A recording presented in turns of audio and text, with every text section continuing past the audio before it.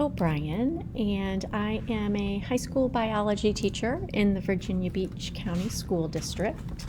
Thank you for joining me in my presentation on Unit C. And I started with the quote, "The effective teacher is an extremely good classroom manager," because I think it really sums up this unit very nicely.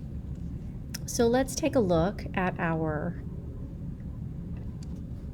chapter, starting with chapter 10, which was talking about how to create positive student behavior. And two things that stuck out to me were addressing each student by their name. I just think this is so important to help create that safe place, that trust, and that bond between student and teacher.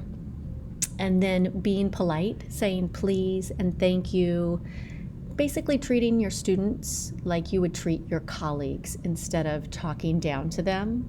And then finally smiling.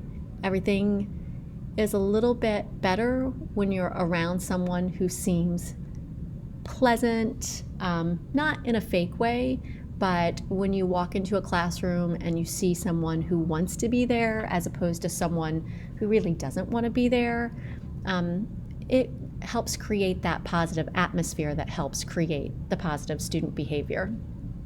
And then chapter number 11 was about a well-managed classroom. I think being predictable and consistent is one of the key ways to create that well-managed classroom. And of course, you can do that through establishing routines, which we think of being super important with the elementary school kids, but it is equally important with the high school kids. And then that allows you to manage versus discipline. A well-managed classroom helps eliminate some of the discipline problems that you might encounter otherwise. Number 12 is about having the classroom ready. And that involves three areas.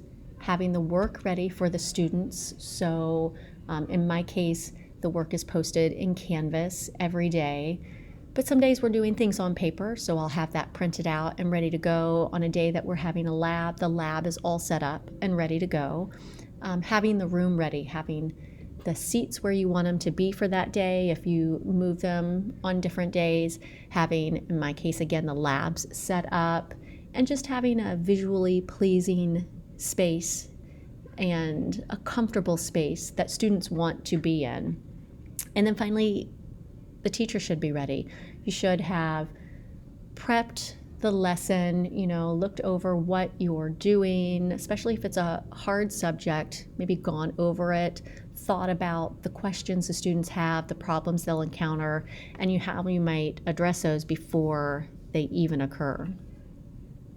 Chapter 13 is about introducing yourself, and Wong says your reputation precedes you, and I think that's true, especially because sometimes you'll hear a student say, "Oh, I've heard about you," and you hope they're saying that in a good way, but they could be saying that in a bad way. So introduce yourself to your students right away, and introduce yourself to the parents. You can send out that letter, you can put stuff in Canvas. There's a couple different ways you can do it.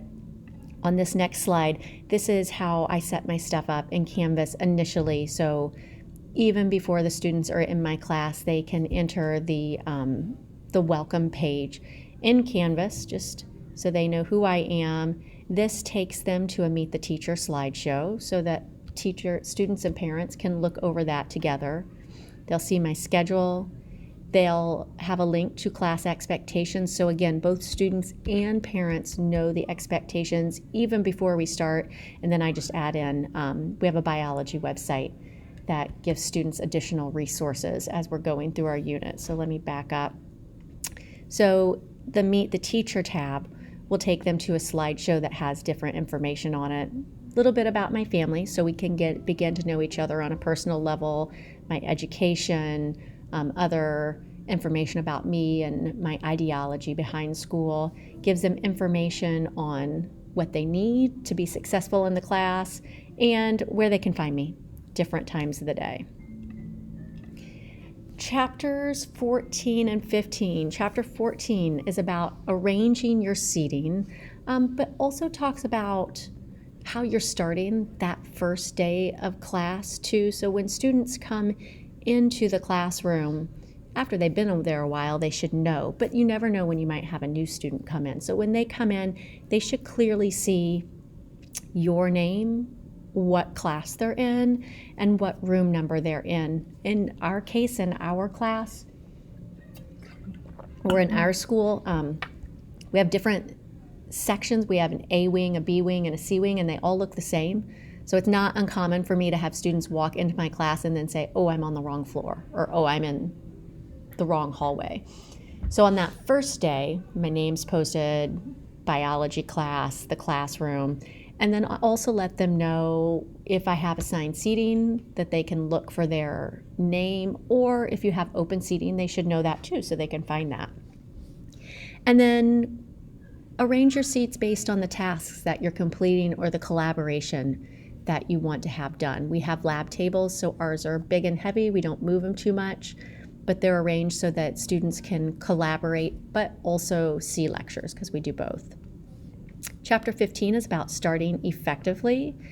And again, routines. Wong talks about it so much, but I post my assignments every day before class, as he says that you should.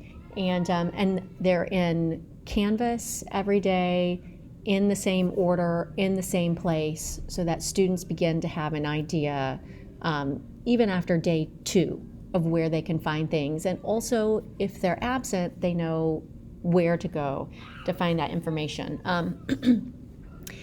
Chapter 15 talks about having the students start in the same way each day, so that when they walk into the classroom, they know what to expect and they can get started. So this over here on the right is a little clip from one of my slides that's on the board every day when they come in, just letting them know this is our routine for every day. Come in, open up Canvas, and open up today's lesson, do your daily check-in, do your gratitude share, and do your bell ringer. And I have a 10-minute timer that I start as soon as the bell rings, and they've got 10 minutes to complete that.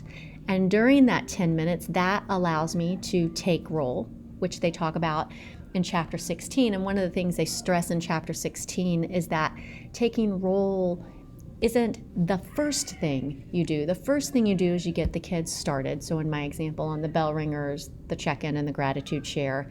And while they're working on that, then you have time to take roll.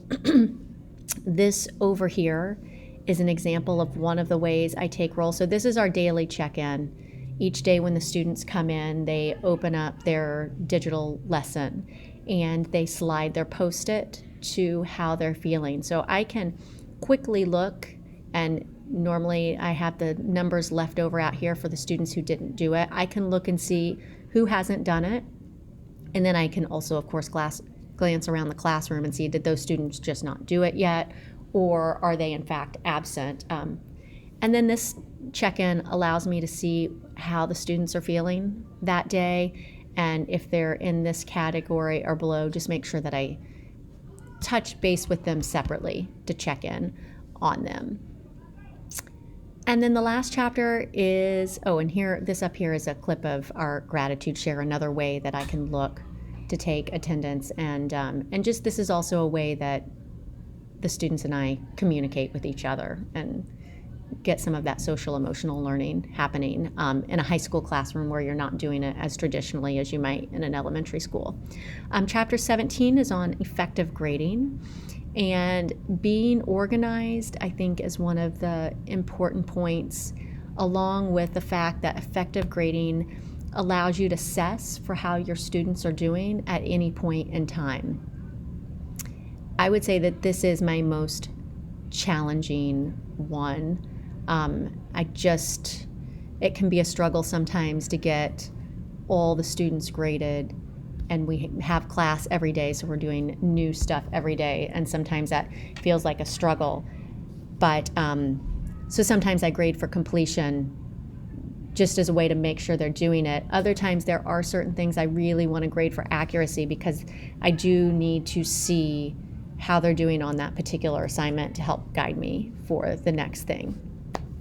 Thank you so much for joining me in my presentation, and I hope you have a wonderful day.